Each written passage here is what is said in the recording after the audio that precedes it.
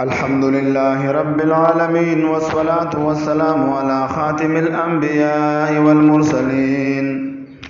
व अला आलिहि व अस्हाबिहि अजमाइन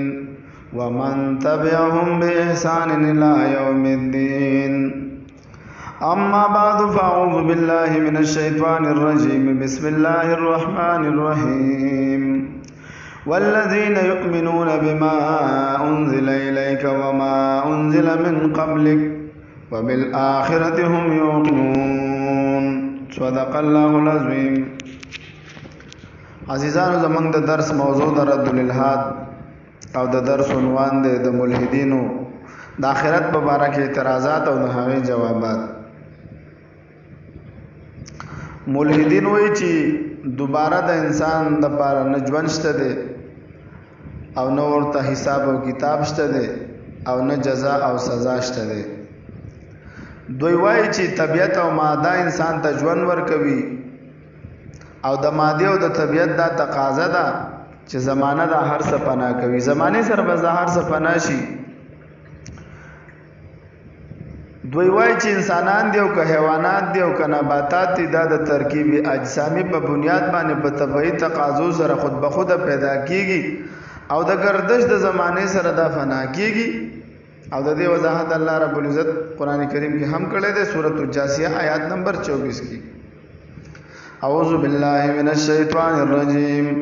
وقالوا ما هي الا حیاتنا الدنیا نموت ونحیا. وای دا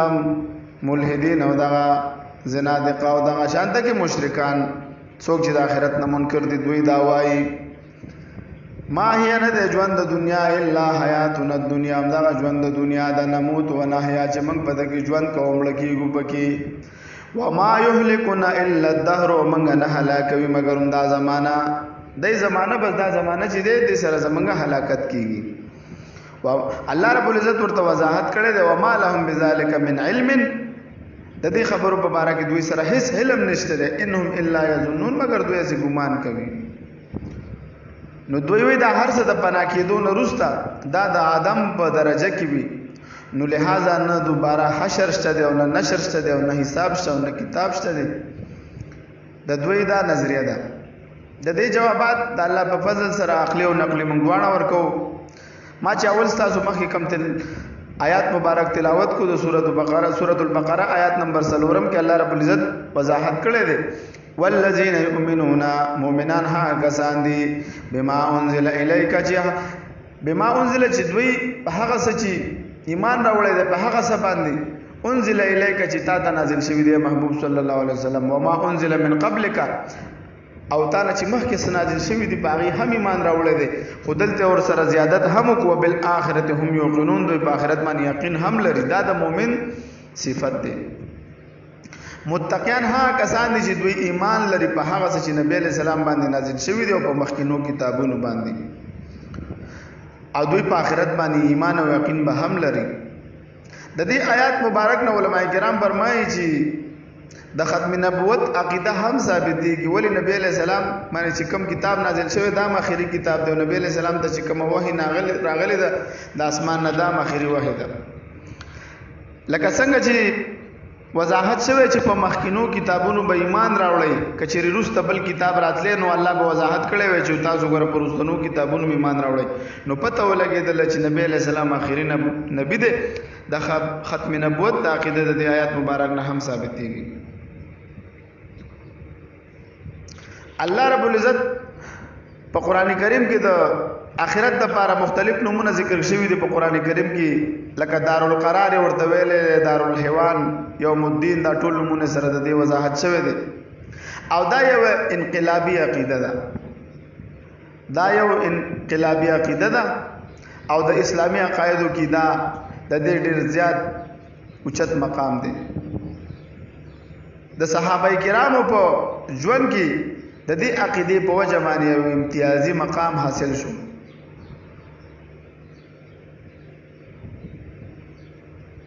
او دا عقیده د ټول انبیاء کرام مشترکه عقیده ده.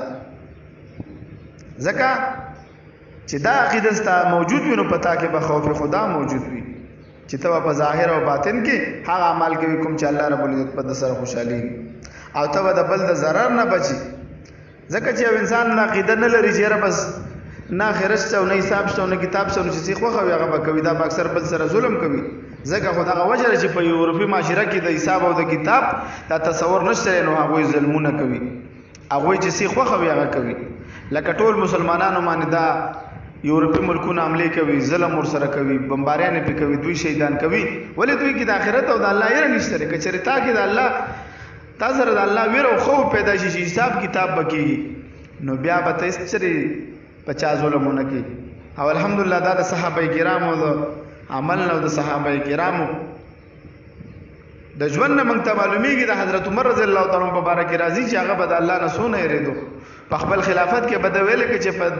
دریای دجله په غاړه کې هم یو سپی مړ شي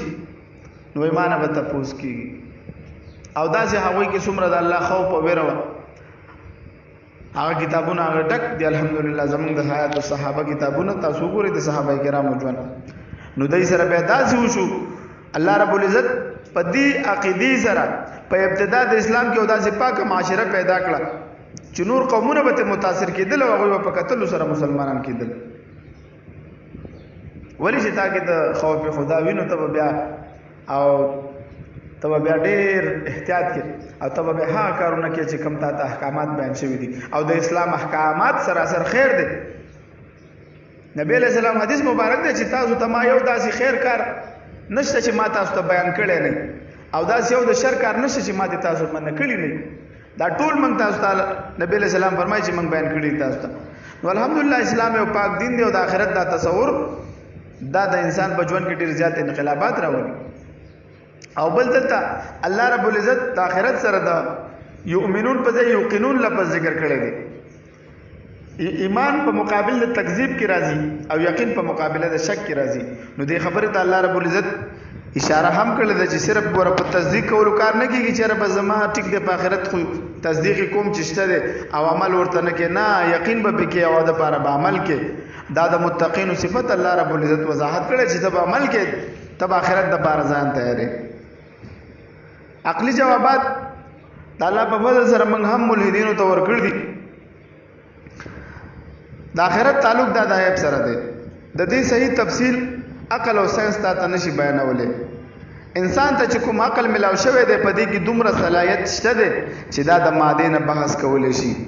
لیکن ما بعد طبيعت سيزونو په باره کې دا د دنیا د عقل کار نه کوي. د هغې دپاره پیمانه او تله او وزن هغه جدا دی چې هغه وحی ده او رښتونه نقلی خبر دی چې موږ ورته خبر صادق وایو. تاسو وګورئ بازار کې مختلفې تلې وي، هر یو دکاندار سره د خپل اندازې مطابق تله پرته وي. سونه په خپله تله کې تلل کېږي او اوسپنه په خپله تله کې تلل کېږي. اوس که څوک اعتراض وکړي چې هلکه دا څنګه تله ده، دا وګوره ټولې تلې دي، دا دومره د غټې تلې ته څه ضرورت دی؟ نو ورته وایي چې په ده کې دا نه راځي. دغه شانته کې دا خبره یاد ساتئ، دا عقل چې دی زمونږ د عقل لا پیمانه چې ده دا د دنیا په باره کې خو دا تلل کولی شي، د دنیا د مادې په باره کې خو تلل کولی شي، خو د آخرت په باره کې ګوره دا تلل نشي کولی. او دا موږ له آخرت په باره کې به ته څه سره دا معلومې، دا به ته د وحي په ذریعه سره معلومې. او دا انبیاء کرامو ټولو انبیاء کرامو دا اجماعي عقیده ده، د آخرت عقیده د ټولو انبیاء کرامو په دینونو کې موجود ده، په مبارکو جبو موږ ته بیان کړې ده. نو د یو څیز ثبوت چې څنګه مشاهدې سره راځي دغه شانته کې په نقلي خبر سره هم ثابتېږي. مشاهده کې ته ویني باران وریږي، ورېځ ده، اسمان شین دی، اسمان ورېځ ده، شپه ده ورځ ده، دا مختلف مشاهدات من کوو. نو دغه شانته کې په صحیح نقلي خبر صادق سره هم دا یو مسله ثابتېږي. یو کار شوی، یو واقع شوی، ته پکې موجود نه، تا د دوه کسان ګواهي وکړي، ته یې منې، هلکه وایي ټیک دی یار دا شوی دی، زه نه وم، خو ته د دوو کسانو ګواهي منې. نو ته د 1,40,000 کم بیش انبیاء کرامو خبره څنګه د آخرت په باره کې نه منې؟ نو دا به ته منې. بله خبره دا ده چې په دنیا کې د مادي عناصرو دپاره قوانین موجود دي چې د هغې سره نتایج حاصل کېږي. د آخرت قوانین په دنیاوي علومو سره نشي معلومېدلی. ولې؟ انسان سره چې کوم علوم دي دا دنیاوي علوم دي، د آخرت دپاره به اخروي علوم په کار وي چې هغه وحي ده. نو کته چره د دنیا په علوم سره آخرت معلومه نه دا نه کیږي ولی دا ماورای عقل دی دی وای دا خلاف عقل دی الکه دا ماورای عقل دی ماورای عقل دا دی چې د دې نظیر منګ نه دی لیدل دغه شانته کې دی وای چې منګ له وخه مشاهده وکړو مشاهده سره تاسو ساينس هم ډېر ایجادات تاسو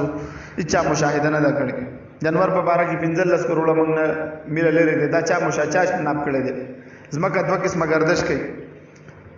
محوري او مداري دا چا ناپ کړی دی او چا ته پته لګېدلی چې یاره منګ زمکه گردش کوي دا خو د ساينس خبرې دی منی خلک دغه شانته کې سپوږمۍ 3,84,000 کیلومتره لري د منګ نه او دا سپوږمۍ هر ورځ 2 ځله د خپل کشش ثقل په وجه باندې د سمندر په عربونو ټنو په د خوځي شاربي چې د هوا نه اکسیجن پیدا شي اوس دا چالي دي چې دا سمندر په وجه باندې دا په دې سمندر کې دا چپی راځي دا د سپوږمۍ په وجه دا چپی راځي خو ساينس وینو ساينس خبرو باندې د یقین کې ودلته ولې به یقین نه کوي د انسان په خوله کې جراثیم دي جبه کې د انسان په خوله کې په خېټه کې دا جراثیم موجود دي ساينس درته وایي نو دا معنی او چې انبیاء کرامو درته وضاحت کړی دی چې تا په الله ایمان راوړه د آخرت لپاره نیک اعمال کوه نو ته بیا ایمان نه راوړې نو د ساينس ټول مشاهدات هم انسان نه دي لیدلي لیکن عمل پې کوي دغه شانته کې د هر یو شي خپل مقصد وي ساينس خو تا ته د دنیا د ژوند په باره کې ثبوت نشي درکولی چې انسان ولې ژوندی دی او د څه مقصد لپاره دا پیدا شوی دی د هر یو شي یو مقصد وي یو انسان چې کولر فین یو پکې هم ایجاد کوي نو نه څه فایده وي چې هلکه د دې نه به خلک کینی او ګرمۍ کې بزان بچ کې هوا بار ورته ملوي یو ایسی یو لیپټاپ یو کمپیوټر یو موبایل د ټولو څه فواید څه د عمر حضرت انسان هیڅ فایده نشته نو دا بدل چا دا بدل هغه انسان هغه څوک به یا نه دی چې چا دا یو چیز پیدا کړي کولر فین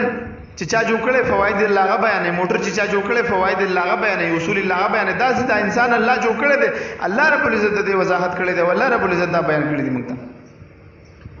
ته چې د ملحد نه تاسو کې چې ستاسو الله څه مقصد دی ويره په دین نیول کوم تاسو یو کې ستاسو سترګو څه مقصد دی یاره په دسره لیدل کوم د غوګونو دې څه مقصد دی اوریدل کوم د خپل څه مقصد دی وتل کوم تاسو یو کې ستاسو مقصد دی ورته پته نشته ويره پته نشته ولی دوی د انبیاء کرامو د وحی نه انکار کوي دوی په زور ځان جاهل کړي دي دوی اجهل دي په ټولو کې غټ جاهلان دوی دي او بل لازمه چې هر فصل نرسته د امړش دا وچ شي دا ونی بوټي په خزان کې چې دا وچ شي دا دوباره سوق ژوند دي کوي الله رب العزت فرمایي دا زه ژوند دا موږ ژوند دي کوو سورۃ البقره آیات نمبر 134 په ته کې الله رب العزت فرمایي فاحیا به الارض بعد موتها په دې باران سره الله رب العزت دا وچ ځمکه دوباره ژوند دي کوي نو آیا الله رب العزت موږ ته وضاحت کړي دا انسان پیدا کړي دي او انسان ته دې خبره وضاحت هم کړی دی چې انسان ته ما پیدا کړی خو ته سو کته به دوباره راځي دوی به ویلي ملحدین دا وایي سورۃ النازعات آیات نمبر 10 کې یقولون ان لمردودون فی الحافره آیا موږ به دوباره داسې را ژوند کیږو لکه دا اوس یو اذا كنا عظاما نخرج کله موږ شو زاړه زمونږ اډو کې زاړه شي رجیدون کې شي الله ورته فرمایي انتم اشد خلقا ام السماء بنا آیا تاسو ته پیدا کولو په لحاظ سره ډیر سخت دی کدا اسمان کوم چې الله رب العزت جوړ کړی دی الله رب العزت پر هر سما پیدا کړی دی په سورۃ یاسین کې الله رب العزت فرمایي اولم ير الانسان انا خلقناه من نطفه فاذا هو خصيم مبين آیا نه دي کتلې دی انسان چې موږ د نطفه نه ساس کو نه پیدا کړی دی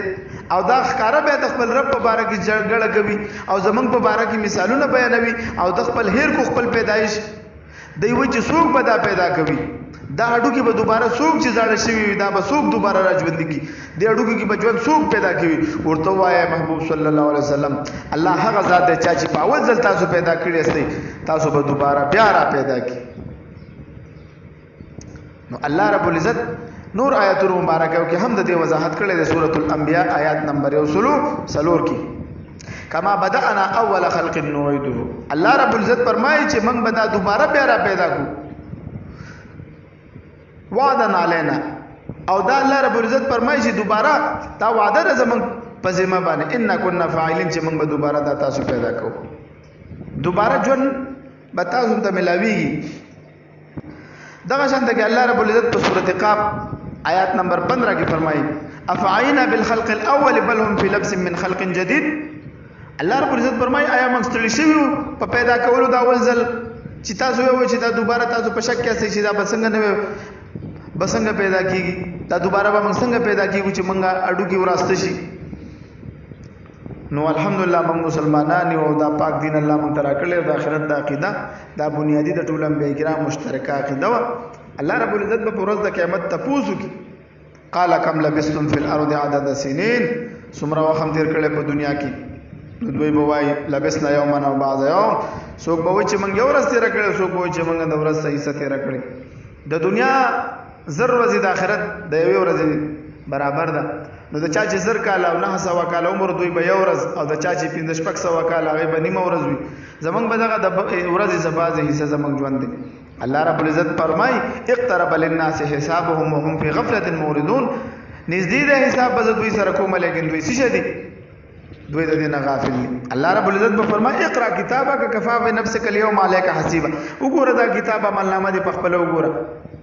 بیا هغه وخت ارمان کوي انسان به ارمان کوي موږ اوس ملحدینو ته هم دا وایو عقل پسې ځي نو عقل هم دې سيزونه راځي تاسو نه دي لیدلي بیا په ایمان لري د هر یو شی مقصد وي د خپل ژوند مقصد په چې په آخرت باندې ایمان راوړي او تاسو مسلمانانو هم دا درخواست دي چې دا درسونه مخکې شیر کوئ واخر دعوانا الحمدلله رب العالمین